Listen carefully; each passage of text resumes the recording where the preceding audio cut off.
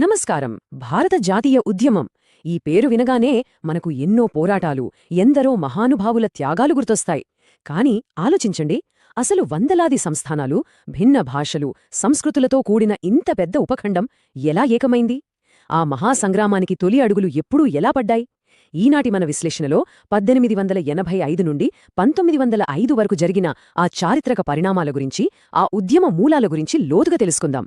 పదండి, నేరుగా విషయంలోకి వెళ్ళిపోదాం. ఈరోజు మనం ప్రధానంగా 5 అంశాల గుండా ప్రయాణించబోతున్నాం. ముందుగా జాతీయవాదానికి మూలాలు ఎక్కడ ఉన్నాయో చూద్దాం. ఆ తర్వాత కాంగ్రెస్ ఎలా పుట్టింది, అందులో మితవాద దశ ఎలా సాగింది, వారి డిమాండ్లు, పద్ధతులు ఏంటి, మరియు చివరిగా వారు సాధించిన విజయాలు ఏంటో వరుసక్రమంలో చూద్దాం. ఈ ప్రయాణం చాలా ఆసక్తికరంగా ఉండబోతోంది. మొదటి భాగం భారత జాతీయవాదం యొక్క మూలాలు మరియు దానికి దారితీసిన కారణాలు. అసలు ఈ మనమంతా ఒక్కటే అనే భావనకు బీజాలు ఎలా పడ్డాయో ఇప్పుడు చూద్దాం. ఇక్కడ ఒక ఆసక్తికరమైన చారిత్రక వైరుధ్యాన్ని మనం గమనించవచ్చు. బ్రిటిష్ వారు తమ స్వార్థం కోసం, అంటే భారతదేశాన్ని తమ గుప్పెట్లో ఉంచుకోవడం కోసమే రైల్వేలు, టెలిగ్రాఫ్, పోస్టల్ సేవలను తీసుకువచ్చారు కదా. కాని ఆశ్చర్యకరంగా అవే భారతీయులను భౌతికంగా దగ్గరచేశాయి. ఆంగ్ల విద్య వల్ల స్వేచ్ఛ, సమానత్వం లాంటి భావాలు మన మేధావుల్లో వేగంగా వ్యాపించాయి. అంటే ఒకవైపు ఈ మౌలిక సదుపాయాలు ప్రజల మధ్య దూరాన్ని తగ్గిస్తుంటే, మరోవైపు బ్రిటిష్ వారి జాతి వివక్ష, వాళ్ల ఆర్థిక దోపిడీ ప్రజలందరిలోనూ తీవ్ర ఆగ్రహాన్ని రగిల్చాయి. అణచివేత కోసం వాడిన ఆయుధాలే తిరిగి వాళ్లపైకే ఎక్కుపెట్టబడ్డాయి. కేవలం ఆర్థిక దోపిడీ మాత్రమే కాదు, వారి పరిపాలనా విధానాలు కూడా ప్రజల అసంతృప్తిని తారాస్థాయికి చేర్చాయి. ఉదాహరణకు, లార్డ్ లిటన్ వైస్రాయ్గా ఉన్న సమయాన్ని తీసుకుంటే, దేశంలో ఒకవైపు తీవ్రమైన కరువుతో ప్రజలు పిట్టల్లా రాలిపోతుంటే, ఆయన మాత్రం ఏమాత్రం పట్టింపు లేకుండా ఢిల్లీలో అంగరంగ వైభవంగా దర్బార్ నిర్వహించాడు. అంతేకాదు, మన దేశీయ పత్రికల గొంతు నొక్కడానికి వర్నాక్యులర్ ప్రెస్ యాక్ట్, అలాగే భారతీయులు ఆయుధాలు ఉంచుకోకుండా ఆర్మ్స్ యాక్ట్ తీసుకొచ్చారు. ఆ తర్వాత వచ్చిన ఇల్బర్ట్ బిల్ వివాదమైతే యూరోపియన్ల జాతి అహంకారాన్ని పూర్తిగా బట్టబయల్చేసింది. ఈ చర్యలన్నీ ప్రజల ఆగ్రహానికి అగ్నిలో ఆజ్యం పోసినట్లు పనిచేశాయని చెప్పక తప్పదు.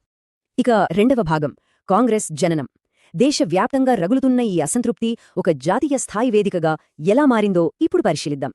1885లో భారత జాతీయ కాంగ్రెస్ అనేది రాత్రికి రాత్రే అకస్మాత్తుగా పుట్టుకొచ్చిన సంస్థ కాదు సుమ. ఈ టైంలైన్ గమనిస్తే మీకే ఒక స్పష్టత వస్తుంది.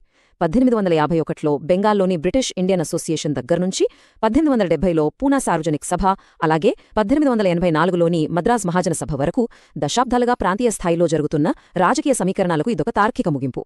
ఆ ప్రాంతీయ సంస్థలన్నీ నెమ్మదిగా ఏకమై చివరికి ఒక జాతీయ రూపాన్ని సంతరించుకున్నాయి. అయితే చరిత్రలో ఇక్కడొక పెద్ద మలుపుంది. ఈ ప్రాంతీయ గొంతులన్నింటినీ కలిపి ఒక లౌకిక అఖిల భారత ఉద్యమంగా మార్చడానికి మొదటి అడుగు వేసింది ఒక భారతీయుడు కాదు. అవును, మీరు విన్నది నిజమే. ఆయన పేరు ఏఓ హ్యూమ్. ఆయన ఒక retired British civil servant. British వారికి వ్యతిరేకంగా పోరాడిన ఒక సంస్థకు ఒక బ్రిటిష్ అధికారే చొరవ తీసుకుని పునాది రాయివేయడం వినడానికి ఆశ్చర్యంగా ఉన్నా ఇది 100కి 100 నిజం.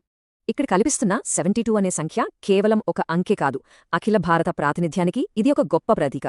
1885లో బొంబాయిలో డబ్ల్యూసీ బెనర్జీ గారి అధ్యక్షతన కాంగ్రెస్ మొదటి సమావేశం జరిగినప్పుడు దేశం నలుమూలల నుండి విభిన్న మతాలకు చెందిన సరిగ్గా 72 మంది ప్రతినిధులు అక్కడికి హాజరయ్యారు. కుల, మత, ప్రాంతాలకు అతీతంగా వారంతా ఒకే వేదికపైకి వచ్చారు. ఈ తొలి అడుగే భవిష్యత్తులో సంస్థకు ఒక బలమైన లౌకిక పునాదిని వేసింది. మనం మూడవ భాగానికొచ్చాం. అదే మితవాద దశ. 1885 నుండి 1905 వరకు, అంటే దాదాపు 20 ఏళ్లపాటు కాంగ్రెస్ వేసిన తొలి అడుగులు ఎలా ఉన్నాయో ఇప్పుడు చూద్దాం. ఇక్కడ మనం మితవాద జాతీయవాదం అంటే ఏంటో ఖచ్చితంగా అర్థం చేసుకోవాలి. ఈ తొలితరం నాయకులు బ్రిటిష్ వారిని వెంటనే దేశం నుంచి తరిమికొట్టాలని ఏమీ అనుకోలేదు. ఆశ్చర్యకరంగా వారికి బ్రిటిష్ వారి న్యాయం, నిష్పక్షకత పట్ల అపారమైన నమ్మకముండేది. వారు కేవలం శాంతియుతమైన, రాజ్యాంగబద్ధమైన పద్ధతుల ద్వారా మాత్రమే తమ హక్కులను సాధించుకోవాలని బలంగా విశ్వసించారు. అందుకే మనం వారిని మితవాదులు అని పిలుస్తాము. ఈ దశకు నాయకత్వం వహించిన ఉద్దండుల్లో ఏఓ హ్యూమ్, దాదాభాయి నౌరోజీ, ఫిరోజ్ షా మెహతా మరియు ఇక్కడ కనిపిస్తున్న గోపాలకృష్ణ గోఖలే గారు చాలా ముఖ్యులు.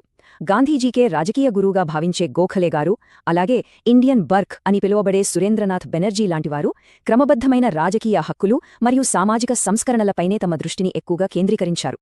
ఇక 4వ భాగం, వారి డిమాండ్లు మరియు పద్ధతులు. అసలు వారు బ్రిటిష్ వారిని ఏమని కోరుకున్నారు, ఎలా కోరుకున్నారు అన్నది పరిశీలిద్దాం. ఈ పట్టికను గమనిస్తే వారి వ్యూహం ఇట్టే అర్థమైపోతోంది. పన్నులు తగ్గించడం, కార్యనిర్వాహక వర్గం నుండే న్యాయ వ్యవస్థను వేరు చేయడం, ఉన్నత ఉద్యోగ పరీక్షలను అంటే ఐసీఎస్ ను ఇంగ్లండ్తో పాటు భారత్లో కూడా నిర్వహించడం, ఇవే వారి ప్రధాన డిమాండ్లు. మరి వీటిని ఎలా అడిగాడు? కేవలం పిటిషన్లు ఇవ్వడం, తీర్మానాలు చేయడం, కరపత్రాలు పంచడం లేదా ఇంగ్లాండ్కు ప్రతినిధి బృందాలను పంపడం ద్వారా వీరెక్కడా హింసకు తావివ్వలేదు. అంతా చాలా పద్ధతిగా రాజ్యాంగ పరిధిలోనే సాగిందన్నమాట. ఇక చివరిదైన 5వ భాగం మితవాదుల విజయాలు. కాంగ్రెస్ పట్ల బ్రిటిష్ వారి వైఖరి క్రమంగా కఠినంగా మారుతున్నా ఈ 20 ఏళ్లలో వారు సాధించిన ప్రాథమిక పునాదులేంటో చూద్దాం. మితవాదులు సాధించిన అత్యంత గొప్ప విజయం బహుశా ఒక సైద్ధాంతికమైన ఆయుధమే అని చెప్పాలి. అదే సంపద దోపిడీ సిద్ధాంతం లేదా ది డ్రెయిన్ థియరీ. ఒక ఆర్థిక పరిశోధకుడిలా దాదాభాయ్ నౌరోజీ గారు దీన్ని అద్భుతంగా రూపొందించారు.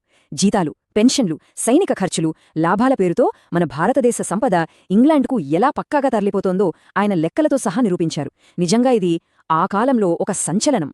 తన poverty and un-British rule in India అనే సంచలనాత్మక పుస్తకం ద్వారా నౌరోజీ గారు బ్రిటిష్ వారి అస్సలు స్వరూపాన్ని, వారి ఆర్థిక దోపిడీని ప్రపంచం ముందుంచారు. మీకు తెలుసా, ఆయన బ్రిటిష్ పార్లమెంటుకు ఎన్నికైన తొలి భారతీయుడు. ఈ సిద్ధాంతం ఎంతలా ప్రభావం చూపిందంటే, ఈ ఆర్థిక దోపిడీపై విచారణ జరపడానికి బ్రిటిష్ ప్రభుత్వం తప్పనిసరి పరిస్థితుల్లో వెల్బీ కమిషన్ నియమించాల్సి వచ్చింది. ఈ విజయాల జాబితాను ఒక్కసారి గమనిస్తే మనకొక విషయం స్పష్టమవుతుంది. మితవాదుల అసలైన వారసత్వం ఏదో రాత్రికి రాత్రే వచ్చిన సాయుధ విప్లవం కాదు. దేశవ్యాప్తంగా ప్రజల్లో ఒక అద్భుతమైన రాజకీయ మేల్కొల్పు తీసుకురావడం, వారికి పౌర హక్కులు, ప్రజాస్వామ్యం అంటే ఏంటో పరిచయం చేయడం వీరి అతిపెద్ద విజయం. రనడే గోఖలే లాంటి నాయకులు సామాజిక సంస్కరణల కోసం పోరాడారు. అంతేకాదు, వీరి నిరంతర ఒత్తిడి వల్లే శాసన మండలుల విస్తరణ కోసం 1892లో ఇండియన్ కౌన్సిల్స్ యాక్ట్ కూడా అమలు చేయబడింది. ఇవన్నీ ఏమాత్రం చిన్న విషయాలు కావు. ఇక మనం ముగింపుకు వచ్చాం. ఈ తొలి 2 దశాబ్దాలలో పడిన ఈ బలమైన రాజకీయ పునాదిని చూసిన తర్వాత మనకొక ముఖ్యమైన ప్రశ్న తలెత్తుతుంది. కేవలం ప్రార్థనలు, పిటిషన్లకే పరిమితమైన ఈ శాంతియుత పద్ధతులే ఆ తర్వాతి కాలంలో ఉగ్ర జాతీయవాదానికి, అలాగే లక్షలాది మంది పాల్గొన్న గాంధీయ ఉద్యమాలకు ఎందుకు దారితీశాయి? ఎలా దారితీశాయి ఆలోచించండి. ఈ తొలి పునాదులే గనక లేకపోతే బహుశా తర్వాతి తరం మహా ఉద్యమాలు అంత వేగంగా ఉద్భవించేవి కావేమో కదా. ఇది ఖచ్చితంగా మనం ఆలోచించాల్సిన అంశం. ఈ విశ్లేషణ ద్వారా భారత జాతీయ ఉద్యమ తొలి అరుగులు మీకు స్పష్టంగా అర్థమయ్యాయని ఆశిస్తున్నాను.